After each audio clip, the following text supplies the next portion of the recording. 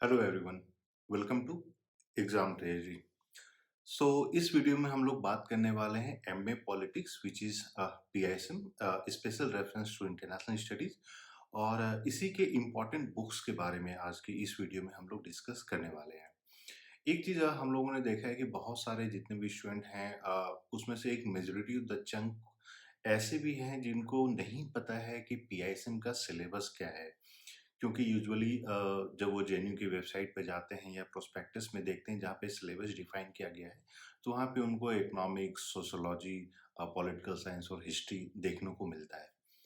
तो एक कन्फ्यूजन हो जाती है कि अब हम लोगों को क्या-क्या पढ़ना है। तो इसी के बारे में आज हम लोग बातें करेंगे कि आपको कहाँ पे स्पेसिफिक होना है, किस टाइप से अपने आप को प्रिपरेशन करना है, कौन-कौन सी इम्पोर्टेंट बुक्स को आपको चेक करना है।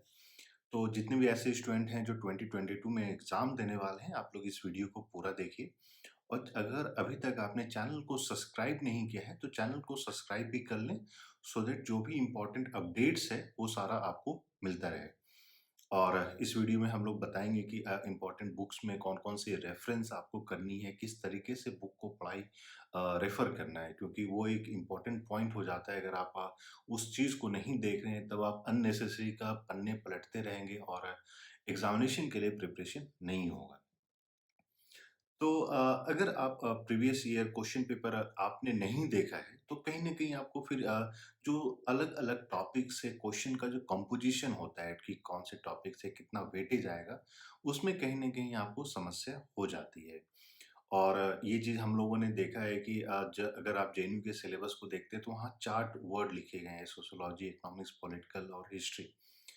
तो जब पहले सब्जेक्टिव टाइप एग्ज़ाम होते थे, तो 5 सेक्शंस होते थे एक क्वेश्चन पेपर के, और 1 सेक्शन कॉमन होता था, उसके बाद 4 अलग-अलग सेक्शंस होते थे: इकोनॉमिक्स, हिस्ट्री, सोशियोलॉजी और पॉलिटिकल साइंस। इसमें आपको किसी एक सेक्शन को चूज़ करना होता था और फिर उसी के सारे क्वेश्चंस को सॉल्व करने होते थे।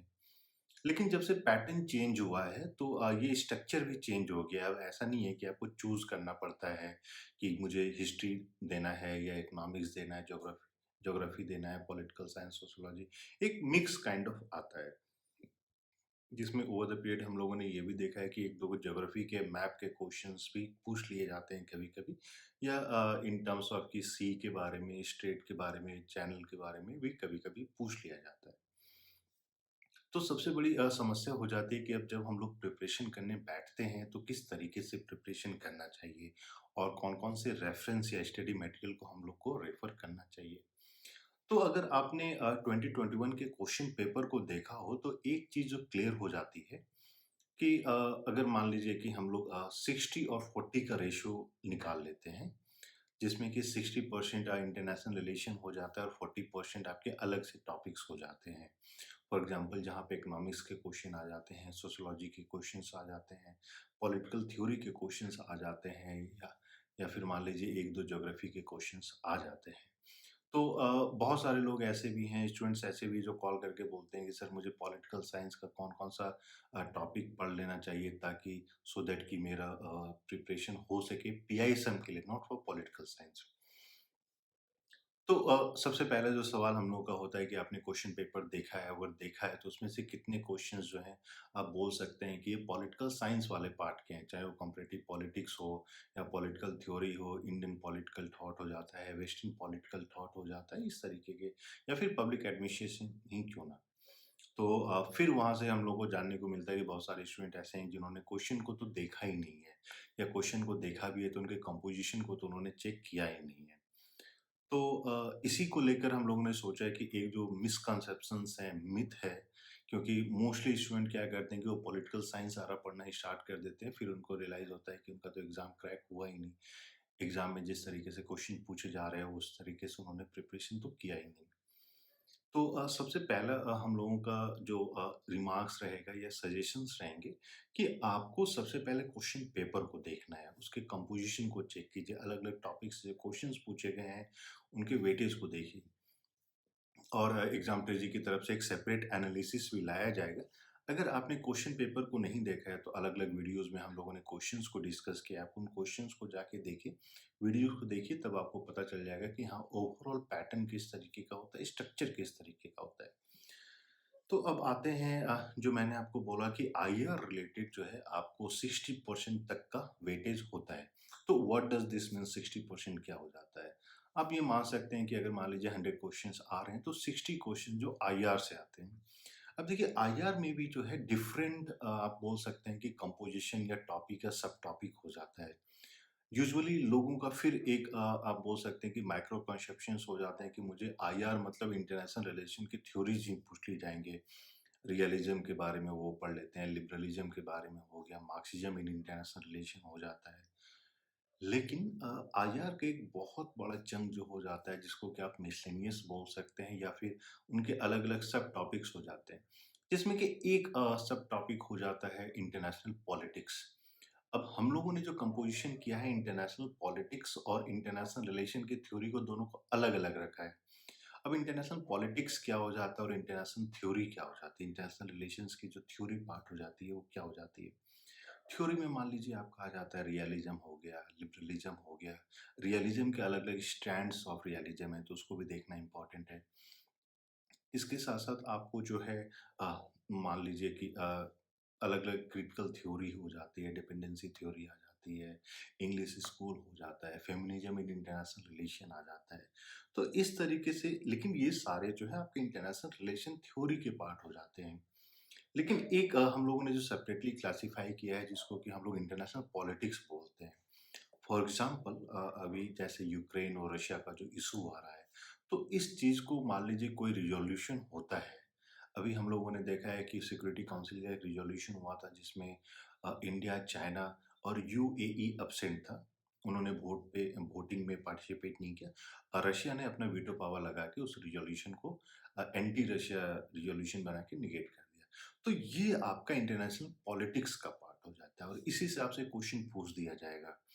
एक तो आपसे पूछ दिया जाएगा कि रिज़ॉल्यूशन जो है सिक्योरिटी काउंसिल के द्वारा पास किया गया था या फिर जो है जनरल असेंबली के द्वारा लाया गया था क्योंकि यही 2 इंस्टीट्यूशंस हैं यूनाइटेड नेशंस का जिनके पास रिज़ॉल्यूशन का पावर होता है। इसके बाद इसी में आपसे पूछ दिया जाएगा कि इंडिया को लेकर कि इंडिया चाइना ठीक है, तो सभी लोग जानते हैं। थर्ड कंट्री कौन-सा था जिन्होंने एब्सेंट किया वोटिंग से? तो वो एक इम्पोर्टेंट हो जाता है। इससे पहले जब हम लोगों ने देखा था कि एक और रिज़ॉल्यूशन पास किया गया था जिसमें कि इंडिया अगेन एब्सेंट था, तो इंडिया के साथ एक और कौन-सी कंट्री थी जो एब्सेंट थी? तो ये सारे क्वेश्चन्स जो हैं आपसे पूछ दिए जाएँगे। तो इस चीज़ को हम लोगों ने इंटरनेशनल पॉलिटिक्स में रखा है। चाहे वो इज़राइल-फ़िलिस्तीन का इश्यू हो जाता है या फिर मान लीजिए कि यूनाइटेड स्टेट्स का और मान लीजिए साउथ नॉर्थ कोरिया का इश्यू आ जाता है। तो ये सब इंटरनेशनल पॉलिटिक्स के पार्ट हो जाते हैं। तो उस चीज़ को सेपरेटली कवर अप करना है। थर्ड आ जाता है आपका इंटरनेशनल ऑर्गेनाइजेशंस। अब इंटरनेशनल ऑर्गेनाइजेशंस अपने आप में बहुत ज़्यादा वास्ट हो जाते हैं। तो इंटरनेशनल ऑर्गेनाइजेशंस को अगर हम लोग मान लीजिए 2 डिफरेंट पार्ट्स में डिवाइड कर देते हैं। एक इंटरनेशनल ऑर्गेनाइजेशन जो कि इंटर गवर्नमेंटल हो जाता है और दूसरा जो रीजनल ऑर्गेनाइजेशंस हो जाते हैं। फॉर एग्ज़ाम्पल हम यूनाइटेड नेशंस को ले लेते हैं, यूरोपियन यूनियन को ले लेते हैं। लेकिन उसके साथ ही जैसे फॉर एग्ज़ाम्पल न्यू डेवलपमेंट जो हो रहा है, फॉर एग्ज़ाम्पल क्वाड हो गया। तो इस टाइप की चीज़ों को हम लोग को सेपरेटली देखना पड़ता है। इसके बाद जो एक इम्पोर्टेंट आ जाता है जो है न्यू इकोनॉमिक डेवलपमेंट या इकोनॉमिक कोऑपरेशन को जिसको हम लोग कहते हैं। तो इसको आपको सेपरेटली देखना पड़ेगा।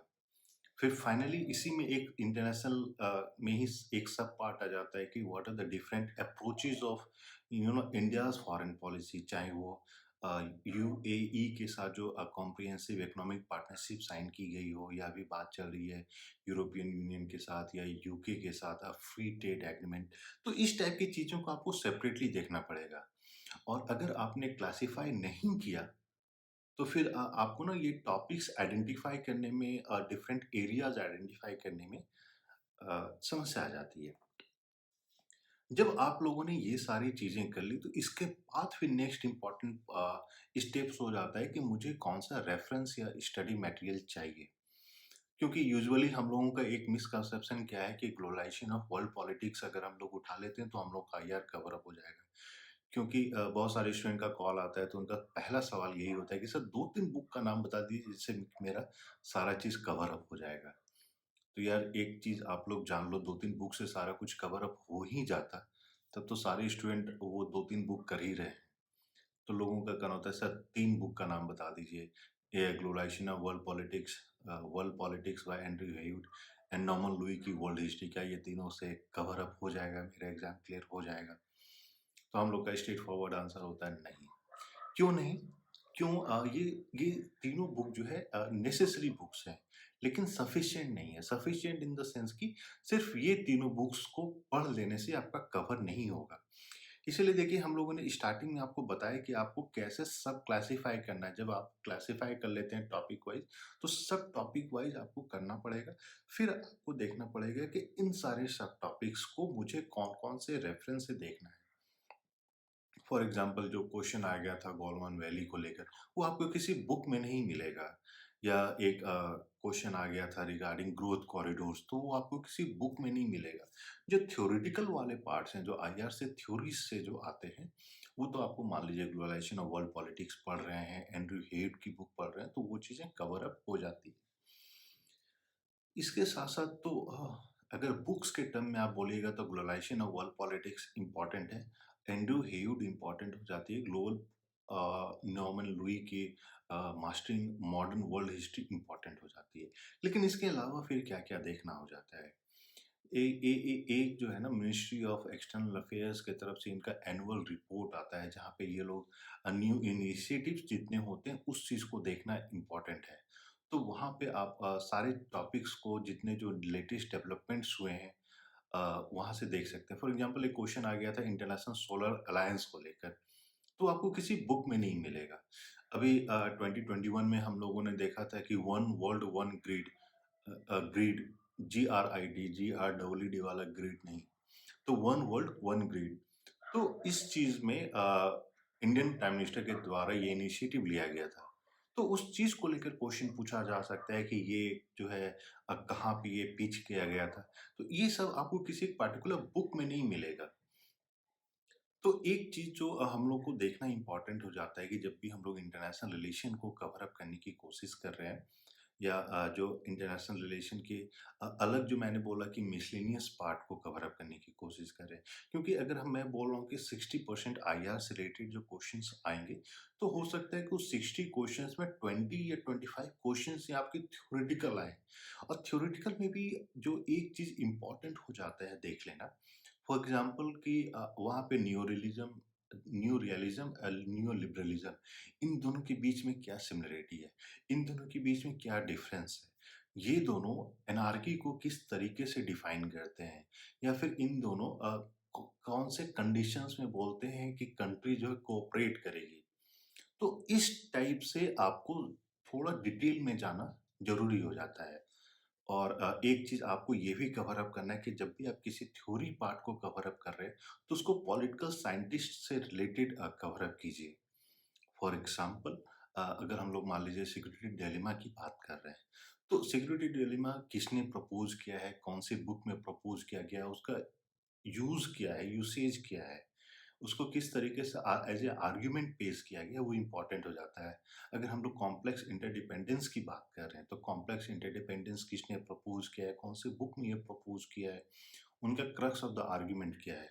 तो इस तरीके से आपको थोड़ा-सा प्रिपरेशन करना पड़ेगा, क्योंकि जब हम लोगों ने क्वेश्चन पेपर को अभी जब हम लोग एनालाइज़ कर रहे थे और बाद में हम लोग आपके साथ शेयर भी करेंगे। तो एक चीज़ जो हम लोगों ने देखा है कि थ्योरी के पार्ट में भी बहुत सारे थ्योरी के क्वेश्चंस ऐसे हैं, जो पॉलिटिकल साइंटिस्ट से रिलेटेड जो मिला के क्वेश्चंस आपसे पूछे गए हैं। तो अगर आप इस चीज़ को नहीं कर पा रहे हैं, इस चीज़ को आप समझ नहीं पा रहे हैं, तो कहीं न कहीं प्रिपरेशन में थोड़ी-सी प्रॉब्लम हो जाती है। और इसके बाद कुछ-कुछ मिसलेनियस सेक्शंस हो जाते हैं, या ए ए एक तो ये हो जाता है कि जब भी हम लोग वर्ल्ड हिस्ट्री की बात कर रहे हैं, तो नॉर्मन लुई की बुक सफिशिएंट हो जाती है वर्ल्ड हिस्ट्री के केस में। लेकिन वर्ल्ड हिस्ट्री में भी इम्पोर्टेंट हो जाती है कि हम लोगों को अलग-अलग पॉकेट्स बना लेना है। पॉकेट्स इन द सेंस कि जो आपका ईस्ट एशियन इकोनॉमिक्स है, या इसके साथ-साथ मिडल ईस्ट हो जाता है। तो वहाँ का जो जियोपॉलिटिक्स है उसको समझना इम्पोर्टेंट है। जियोपॉलिटिक्स इन टर्म्स ऑफ कि वहाँ पे कौन-कौन से इम्पोर्टेंट इवेंट्स हुए हैं। अगर हिस्टोरिकल टाइम पीरियड में देखिएगा तो कौन-कौन से इम्पोर्टेंट इवेंट्स हुए हैं, फॉर एग्ज़ाम्पल सुएज क्राइसिस है तो उसको देख लेना इम्पोर्टेंट है, या फिर गल्फ वॉर है उसको देख लेना इम्पॉर्टेंट है। इसके साथ-साथ इज़राइल-फ़लस्तीन का जो इश्यू है, ये देख लेना इम्पॉर्टेंट है। तो इस तरीके से जब भी आप देखिएगा, तो चांसेस हैं कि बहुत कम सारी चीज़ें जो है आपकी टॉपिक्स छूटेंगी। इसके साथ-साथ कुछ-कुछ मिसलेनियस क्वेश्चंस भी पूछ लिए जाते हैं और मिसलेनियस सेक्शंस में अगर हम लोग मान लीजिए बात करें तो इम्पोर्टेंट हो जाता है फॉर एग्ज़ाम्पल न्यूक्लियर को लेकर, न्यूक्लियर वॉरफेयर को लेकर कि कौन-कौन सी कंट्रीज़ हैं, उनके कौन-कौन से मिसाइल सिस्टम्स इम्पोर्टेंट है या न्यूक्लियर टेस्ट साइट्स कौन-कौन से हैं, उनके न्यूक्लियर कोड्स क्या-क्या रहे हैं फॉर टेस्टिंग। तो ये भी आपके इम्पोर्टेंट हो जाते हैं। तो इस तरीके से आप मिसलेनियस सेक्शंस में आप और इंक्लूड कर सकते हैं कि जो एथनिक क्लींजिंग होती है, एथनिक वायलेंस होता है। तो अलग-अलग जैसे चकमा पीपल हैं, तो चकमा के बारे में जानना ज़रूरी हो जाती है। वैसे ही सब सहारन में या अफ्रीका में आप देखिएगा तो बहुत सारे ग्रुप्स हैं, जिनके बीच में लड़ाइयाँ होती रहती हैं। फॉर एग्ज़ाम्पल आपसे एक सिंपल सा सवाल पूछ दिया जाएगा कि जैसे हम लोग जानते हैं कर्ड्स, तो कर्डिस्तान की जब बात हो रही है तो उसमें कौन-कौन सी कंट्रीज़ के को हम लोग कर्डिस्तान बोल सकते हैं। नॉट एंटायरली लेकिन उनका कौन-कौन सा पार्ट जो है कर्डिस्तान में आ जाएगा। रोहिंग्या का इश्यू आ जाता है। तो इस तरीके से आपको बहुत सारे मिसलेनियस टॉपिक्स को कवर अप करना पड़ेगा और शायद ये सारे जो टॉपिक्स हैं आपके किसी भी एक सिंगल बुक में कवर अप नहीं होगा।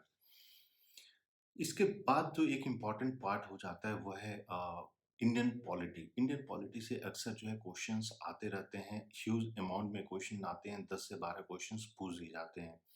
देखिए, अगर आप लोग इंडियन पॉलिटी के लिए लक्ष्मीकांत पढ़ रहे हैं तो शायद वो कहीं न कहीं वास्ट हो जाता है और सिंपल होता है कि अगर आप सिर्फ डायरेक्टली कॉन्स्टिट्यूशन को निकाल के पढ़ें, तो वो आपके लिए आसान हो जाएगा रादर देन कि आप जो है डिटेल में जा रहे हैं पूरा लक्ष्मीकांत पढ़ना क्योंकि वो अपने आप में एक बहुत ही वॉल्यूमिनस है। Plus public administration in India में भी आपको इम्पोर्टेंट नहीं है कि आप ज़्यादा डिटेल में जाएँ। हाँ, एक चीज़ इम्पोर्टेंट हो जाती है कि इंडियन पॉलिटी के साथ-साथ आपको इम्पोर्टेंट सुप्रीम कोर्ट केसेस देख लेना है, इम्पोर्टेंट कॉन्स्टिट्यूशनल अमेंडमेंट देख लेना है। इसके साथ-साथ पब्लिक एडमिनिस्ट्रेशन इन इंडिया में कमिटीज़ एंड कमीशंस देख लेना है। कौन-कौन सी कमिटीज़ फॉर्म की गई थी या कौन-कौन से कमीशंस फॉर्म हुए थे, उनके ऑब्जेक्टिव्स क्या-क्या थे, उनके रिकमेंडेशंस क्या-क्या थे, वो सारा इम्पोर्टेंट हो जाता है। इसके बाद जब आपके पास समय बचता है कि अब मान लीजिए हम पॉलिटिकल साइंस में पढ़ना चाह रहे हैं, तो मुझे लगता है कि ओपी गुआवा का जो पॉलिटिकल थ्योरी है आप उसको पढ़ लीजिए और जितने पॉलिटिकल साइंस के स्टूडेंट हैं उन्होंने तो पढ़ ही रखा है western political thought, Indian political thought, political theory तो शायद उनके लिए ज़्यादा दिक्कत नहीं आएगी। लेकिन जितने ऐसे स्टूडेंट हैं जिन्होंने पॉलिटिकल साइंस से ग्रेजुएशन नहीं किया है, तो उनके लिए इम्पोर्टेंट हो जाता है कि आप पहले जो इंटरनेशनल रिलेशन वाला जो मेन टॉपिक है, उसको पहले कवर अप कर लें, तब जो है पॉलिटिकल थ्योरी को कवर अप करें। अब आ जाती है कि इकोनॉमिक्स कैसे कवर अप किया जाए, सोशियोलॉजी कैसे कवर अप किया जाए। तो होता क्या है कि देखिए सोशियोलॉजी और इकोनॉमिक्स अपने आप में बहुत ज़्यादा वास्ट है। तो आप ये प्लान कीजिएगा कि एक ना एग्ज़ाम के लिए हम सारा कुछ कवर अप कर लें, तो शायद वो जो है मुमकिन नहीं है। तो उसके लिए बेस्ट तरीका क्या है कि आप इकोनॉमिक्स के जितने ज़्यादा से ज़्यादा क्वेश्चंस सॉल्व कर सकें। देखिए, अब ज़रूरी नहीं है कि इंडियन इकोनॉमी से ही ज़्यादा रिलेटेड क्वेश्चंस पूछा जाए, लेकिन इकोनॉमिक्स एक ट्रायल एंड एरर है। सोशियोलॉजी को अगर आपको कवर अप करना है, तो सोशियोलॉजी में मोस्टली जो है फॉर एग्ज़ाम्पल जितने जो आपके थिंकर्स हैं, मार्क्स हैं, वेबर हैं, डहीन है, तो उन सबको देख के जो है आप चीज़ों को कवर अप कर सकते हैं। फाइनली रह जाती है इंडियन हिस्ट्री। तो इंडियन हिस्ट्री से भी 8-10 क्वेश्चंस पूछ दिए जाते हैं। तो इंडियन हिस्ट्री में एक चीज़ जो आपको कवर अप करना है, जो अच्छे तरीके से कवर अप करना है कि मॉडर्न इंडियन हिस्ट्री को अच्छे से कवर अप कर लीजिए। और एंशिएंट हिस्ट्री में अगर आपको जाना है तो ज़्यादा डिटेल में नहीं जाइएगा। आपका जो एनसीईआरटी की जो पुरानी वाली एनसीईआरटी की जो बुक आती थी बाय बिपिन चंद्रा, सतीश चंद्रा, आर.एस. शर्मा, तो ये 3 जो एनसीईआरटी की पुरानी वाली बुक थी उसको देख लीजिए तो आपका हिस्ट्री जो है मोर देन इनफ वो 100% कवर अप हो जाएगा। और इसके अलावा फिर अब हम लोग स्पेसिफिकली भी नेक्स्ट वीडियो में बताएँगे कि अलग-अलग बुक्स में कौन-कौन से इम्पोर्टेंट चैप्टर्स हैं जिसको कि रेफ़र करना इम्पोर्टेंट हो जाता है। तो अभी एक ये सारी चीज़ें कीजिए और कहीं भी आपको दिक्कत आती है so you can give us A call और व्हाट्सएप अस। हम लोगों का नंबर आपको वीडियो के डिस्क्रिप्शन में मिल जाएगा। इसके साथ ही हम लोगों ने ये भी प्लान एक हम लोगों ने टेलीग्राम चैनल भी बनाया है जहाँ पे वो channel for political science, international relation, PISM सबके लिए है, जहाँ पे हम लोग इम्पोर्टेंट अपडेट्स देते रहते हैं, डेली क्वेश्चन प्रैक्टिस करने के लिए देते रहते हैं। तो आप उस चैनल को जॉइन कर लें, चैनल का जो लिंक है वो आपको वीडियो के डिस्क्रिप्शन में भी मिल जाएगा। और उससे एटलीस्ट ये हो जाएगा कि आप जो है डेली क्वेश्चंस को प्रैक्टिस कर सकते हैं। प्लस उसमें हम लोग जो है डेली करंट अफेयर्स को भी शेयर करते रहते हैं सो दैट कि आपका वो पार्ट भी कवर अप होता रहे। इसके अलावा एग्जाम ट्रेजी की तरफ से test series, question bank, study material, classes सारा कुछ प्रोवाइड किया जाता है। तो उसके लिए हम लोग को कॉल या मैसेज करना है 8448878849। और वीडियो के डिस्क्रिप्शन में एक गूगल फॉर्म है, उस गूगल फॉर्म को फिल कर दीजिए, फिर हम लोग सारा अपडेट आपको देते रहेंगे। और इसके अलावा भी आपके पास कोई क्वेश्चन है तो आप अपने क्वेश्चन को कमेंट में पूछ सकते हैं और हम लोग सारा आपको आंसर करेंगे। तो ये वीडियो पसंद आया तो प्लीज़ लाइक कर लें, चैनल को सब्सक्राइब नहीं किया है तो प्लीज़ सब्सक्राइब कर लें सो दैट सारा इम्पोर्टेंट अपडेट मिलता रहे। So thank you and all the best.